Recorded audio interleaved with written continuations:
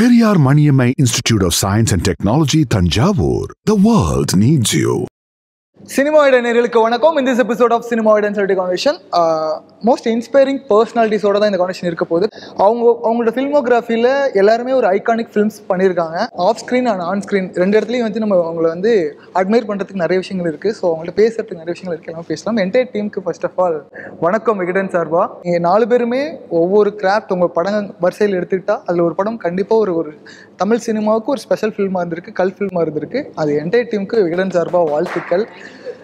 And good wife, ஏன்னா இந்த good வைஃப்னு எடுக்கிறப்பவே நிறைய பேர் என்ன தருவாங்கன்னா, இப்போ ட்ரைலர் வந்துருச்சு, ட்ரைலர் பார்த்தோம் ஹாட்ஸ்டார் ஸ்பெஷலில்.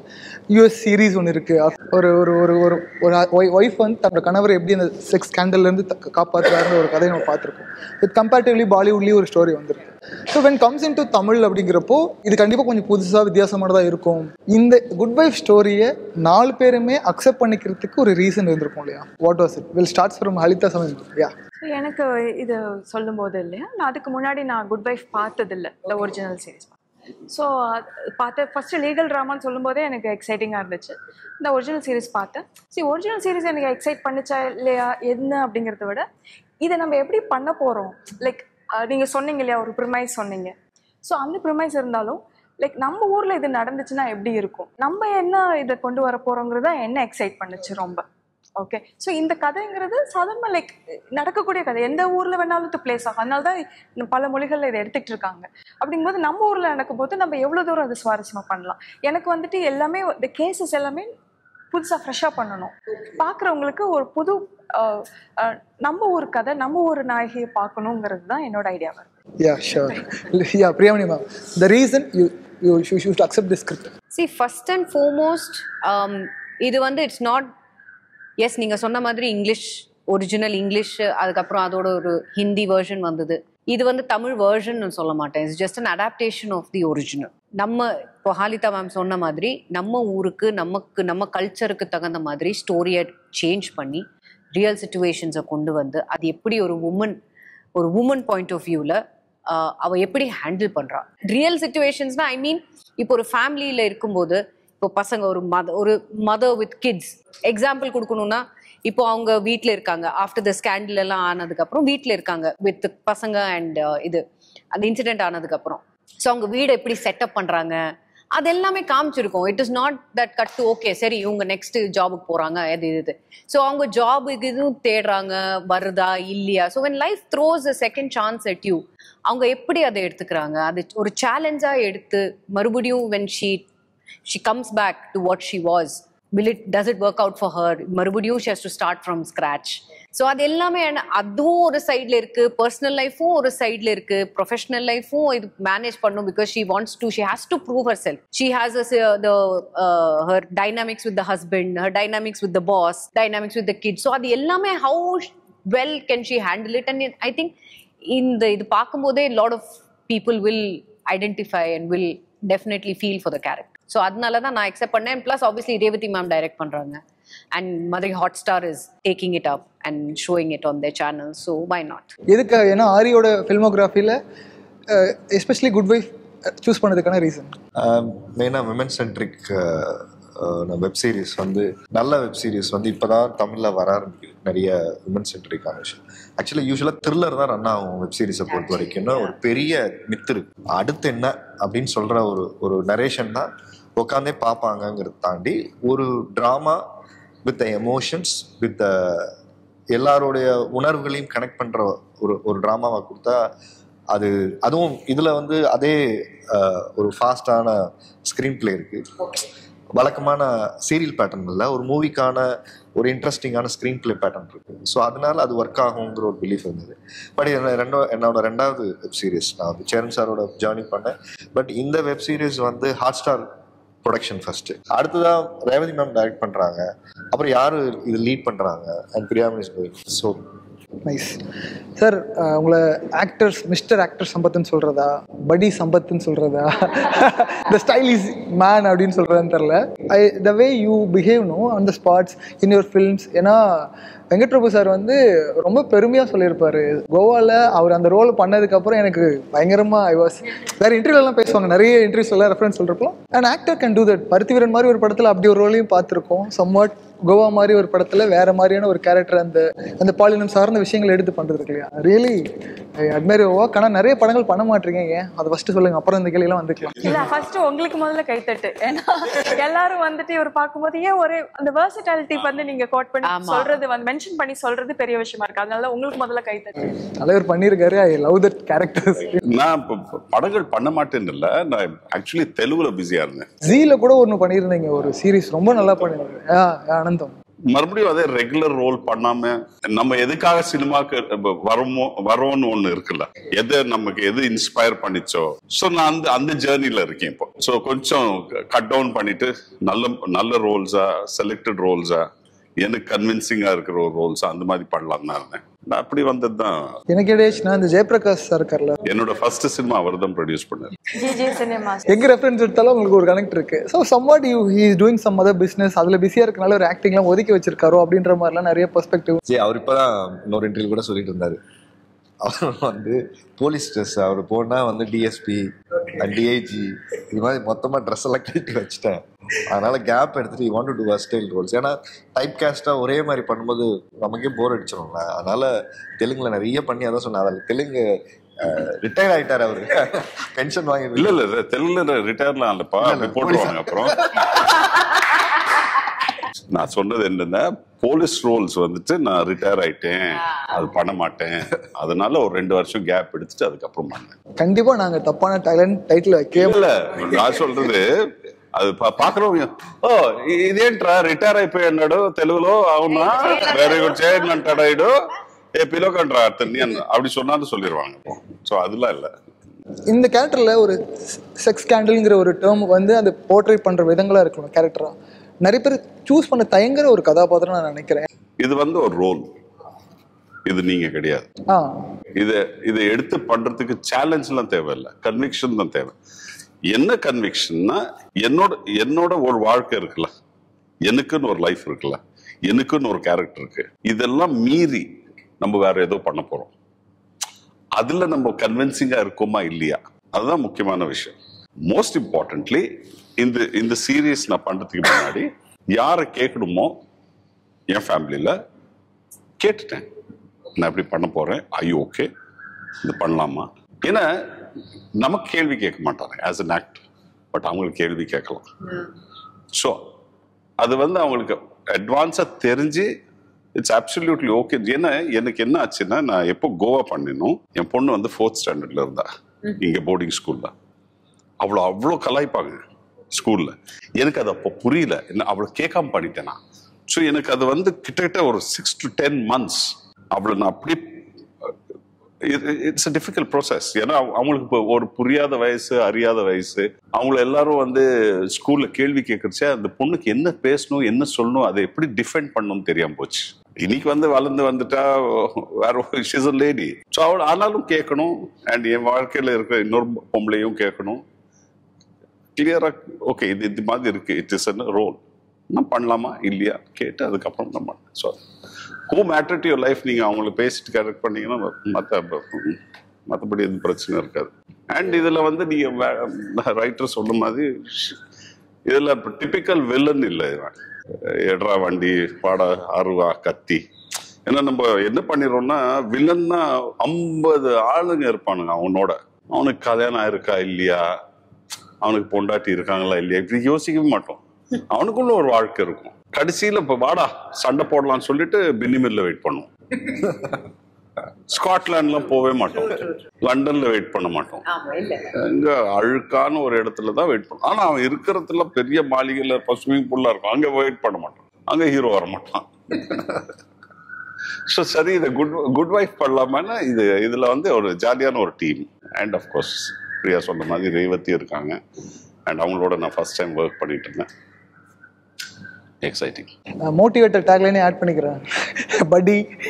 இப்போ பிரபு நீங்க சொன்னது, in fact I don't know whether you know, Goa வந்து என்னோட லைன்.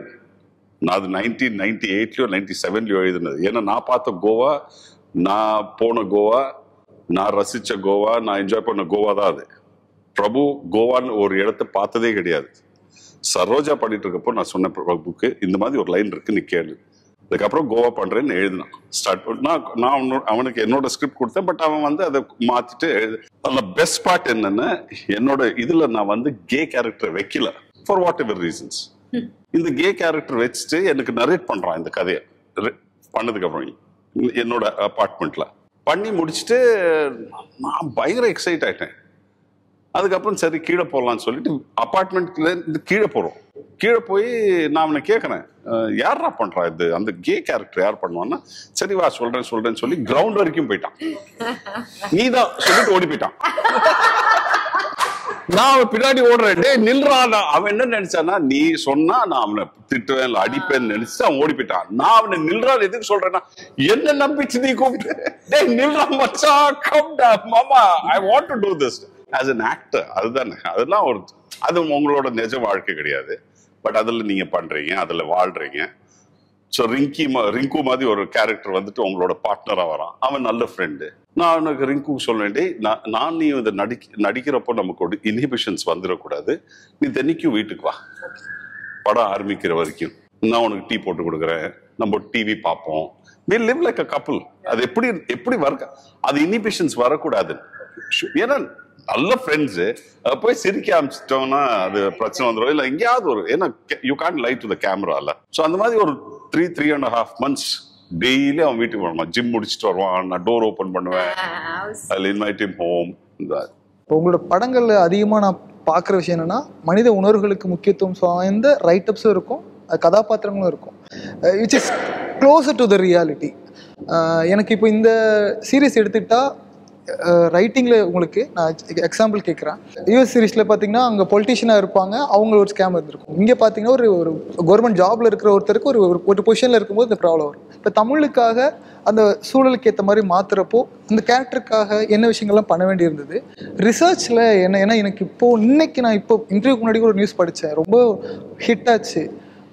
வரதட்சணை சார்பாக ஒரு பொண்ணு சூசைட் பண்ணிட்டாங்க, which is hit me harder. அப்படிங்கிறப்போ அஸ் அ ரைட்டராக இதில் இருக்கிற அந்த ட்ராமாஸ் இருக்கு இல்லையா, அதை எப்படி நீங்கள் அது எனக்கு வந்துட்டு இந்த ப்ரமைஸ் அது மட்டும்தான் நான் அதை எடுத்துக்கிட்டேன். இந்த குட் வைஃப் எனக்கு பிச் பண்ணும்போது நான் வந்துட்டு நம்ம ஊரில் இதை பிளேஸ் பண்ணி பார்க்கும்போது இது வெரி மச் பாசிபிள். இதில் நம்ம நிறைய விஷயங்கள் சொல்லலாம். இந்த பிளாட்ஃபார்மில் நமக்கு ஒரு வாய்ப்பு கிடைச்சிருக்கு நிறைய கதைகள் சொல்றதுக்கு. என்ன நீங்கள் உங்களுக்கு ஹிட் ஆச்சுன்னு சொன்னீங்களே, என்ன ஹிட் பண்ண அப்போ ஒரு முக்கியமான கேஸ் இருந்துச்சு, ஸோ அதை சொல்லலாம். ஓகே, அப்புறம் எனக்கு விடையே தெரியாமல் ஒரு கேஸ் இருந்துச்சு, அது எல்லாருக்கும் அரசல் பொருசலாக தெரியும், ஸோ அதை எடுத்து சொல்லலாம். பேஸ்டான ட்ரூ ஈவெண்ட்ஸ் நம்ம ஊரில் நடந்த ட்ரூ ஈவெண்ட்ஸ் தான். அண்ட் ஜென்ரலாகவே இப்போ நீங்கள் பார்த்தீங்கன்னா ஜஸ்ட் நான் இந்த டாபிக் மட்டும்தான் எடுத்துக்கிட்டேன். ஒரு இன்ஸ்டிடியூஷனல் டெத் இருந்துச்சுன்னா நம்ம ஊரில் நடந்த ஒரு இன்ஸ்டிடியூஷனல் டெத் கேஸ் எடுத்துக்கிட்டேன். அண்ட் ஒரு மீடியா ட்ரையலால் ஒருத்தவங்க விக்டிம் ஆயிருக்காங்கன்னா நம்ம ஊரில் யார் அப்படி விக்டிம் ஆக்கப்பட்டிருக்காங்க ரொம்ப சமீபத்தில் இருந்த, ஸோ அந்த விஷயங்கள் அப்படி தான் எடுத்தேன். ஸோ அதை எடுக்கும்போது வெறுமனே லைக் நான் தூரத்துலேருந்து அதை பார்த்து வெறும் பேப்பர் பார்த்து நான் எடுக்கல, எல்லாத்தையும் நேரில் போய் பார்த்து இந்த விக்டிம் சைடும் சரி போலீஸ் சைட்லையும் சரி எல்லாத்தையுமே நேரில் பார்த்து நம்மளோட சினாரியோவில் நம்ம ஊரில் நடக்கிற அந்த பொலிட்டிக்கல் விஷயங்களை சொன்னது எனக்கு ரொம்ப எக்ஸைட்டிங்காக இருந்துச்சு. அது எல்லாமே புரிஞ்சுக்கிற மாதிரி சொல்கிறதுக்கு எனக்கு ஒரு ஃபேமிலி ட்ராமாவும் இதில் இருக்கிற சீன்ஸுமே ரொம்ப எக்ஸைட்டிங்காக பண்ணது எனக்கு ரொம்ப ஹாப்பி. ரேவதி மேம் அவங்களோட டைரக்ஷன், அஃப்கோர்ஸ் இது 6th ப்ராஜெக்ட் நினைக்கிறேன் அவங்களோட டைரக்ஷனில் வெளியே பண்ணியிருக்காங்க. தமிழில் இதுதான் ஃபஸ்ட்டு. அவங்களோட ஃபில்மோகிராஃபியில் அவ்வளோ ஃபிலிம்ஸ் இருக்குது, நாஸ்டாலஜியா பொய்டிக்கான ஃபிலிம்ஸ். நான் இப்போ தேவர்மகன் மாதிரியான ஒரு ஃபிலிம் இருக்குது, லவ், நிறைய படங்கள் இருந்துகிட்டே இருக்குது. பட் ஒரு டைரக்டர் ரைட்டருக்கான கம்யூனிகேஷன் இருக்கு இல்லையா, டைரக்டருக்கும் உங்களுக்கும் அந்த ரைட்டருக்குமான பார்வை எங்கே போய் ரீச் ஆகணுன்ற என் கோல் என் ரிசீவர் யாராருன்னு எதிர்பார்த்தீங்க? இல்லை லைக் யூஸ்வலாக இந்த ப்ராசஸாக நடக்கும்போது என்ன நடந்துச்சுன்னா, இந்த பிளாட்ஃபார்ம் இருப்பாங்க அண்ட் ப்ரொடியூசர்ஸ் இருப்பாங்க, லைக் நான் இருப்பேன், டைரக்டர் இருப்பாங்க. ஸோ நான் வந்து ஒரு விஷயம் கன்சீவ் பண்ணி ஒரு எபிசோடாக நான் நரேட் பண்ணுவேன். கிட்டத்தட்ட அது ஒரு 2 weeks ஒன்ஸ் அந்த மாதிரிலாம் நடக்கும். ஸோ அப்போவே வந்துட்டு லைக் அது எல்லாமே கிராஸ், ஒரு விண்டோவும் பார்த்தீங்கன்னா ஒரு வாய்ஸ், ஒரு பெர்ஸ்பெக்டிவ். ஸோ அவங்க ஃபீட்பேக்கு அது எல்லாமே நடக்கும். பயங்கரமாக ஆர்குமெண்ட்ஸ்லாம் போயிட்டுருக்கும். ஸோ நம்ம தரப்பு நம்ம இது சொல்லுவோம். அது கோர்ட் ட்ராமாவோட பயங்கரமாக இருக்குங்க, இது ஜூம் ட்ராமா. ஸோ அப்படிலாம் நடக்கும். ஸோ அப்போ வந்து அது அந்த ப்ராசஸ் த்ரூ அவுட் எல்லாமே ஸ்கிரிப்டாக வந்ததுக்கப்புறம் ரேவதி மேம் கிட்ட டைரக்ஷன் அப்படி போகல, அவங்க ஸ்க்ராட்ச்ல இருந்தே இதை அப்சர்வ் பண்ணிட்டு இருக்காங்க. ஸோ அவங்களுக்கு தெரியும் எந்த இன்டென்ஷன்ல நம்ம இது கொண்டு வரோம்.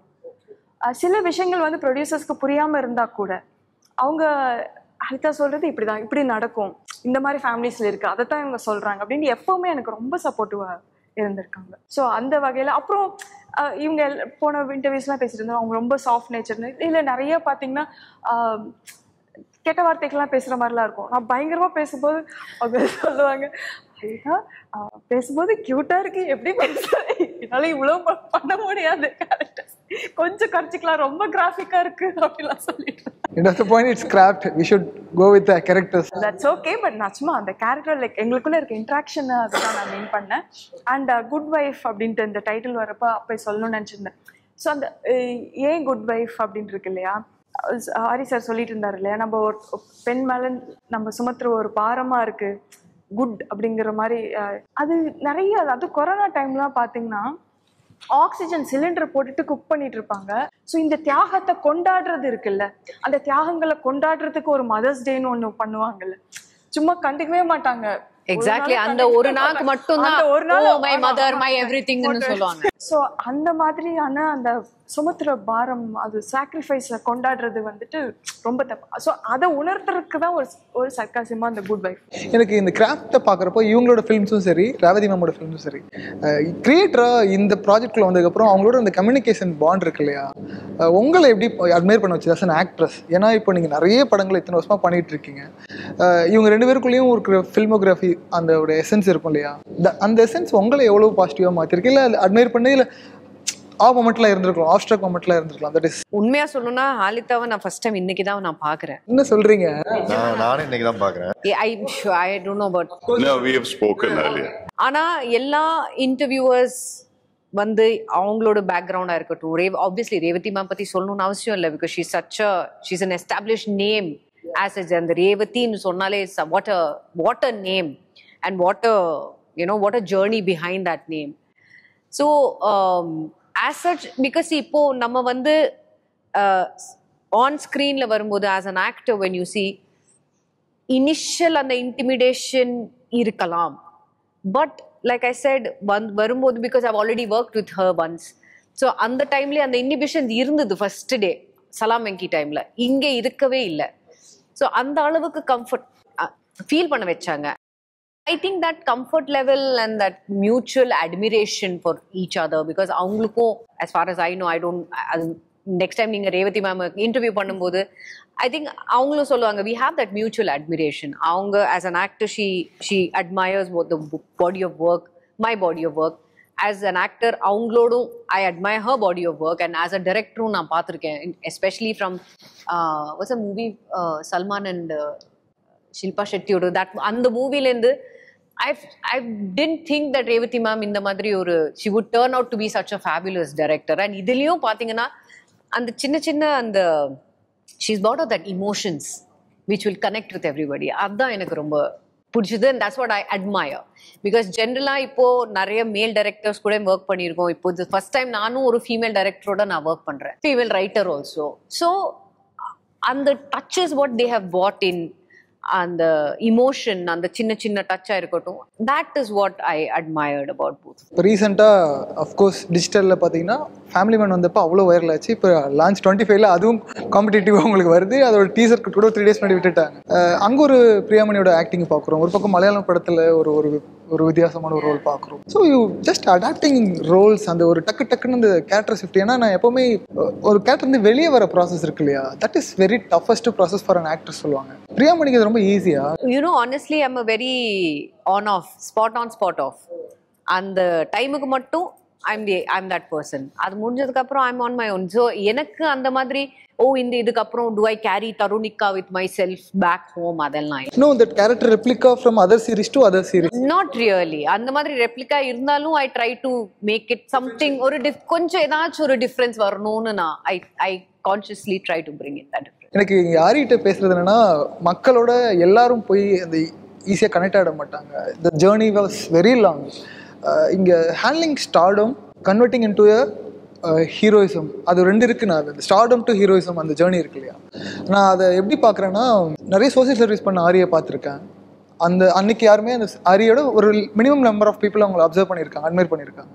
ஒரு ரியாலிட்டி ஷோக்கில் வந்ததுக்கப்புறம் வேற ஒரு ஸ்டார்டம் வருது. இப்போ எக்ஸாம்பிள் கமல் சார் போய் ஒரு பொலிட்டிக்கலான விஷயம் பேசுகிறப்போ ஆரி ஜெயிக்க வைங்கன்னு சொல்கிற அளவுக்கு அந்த ஸ்டார்டம் வருது.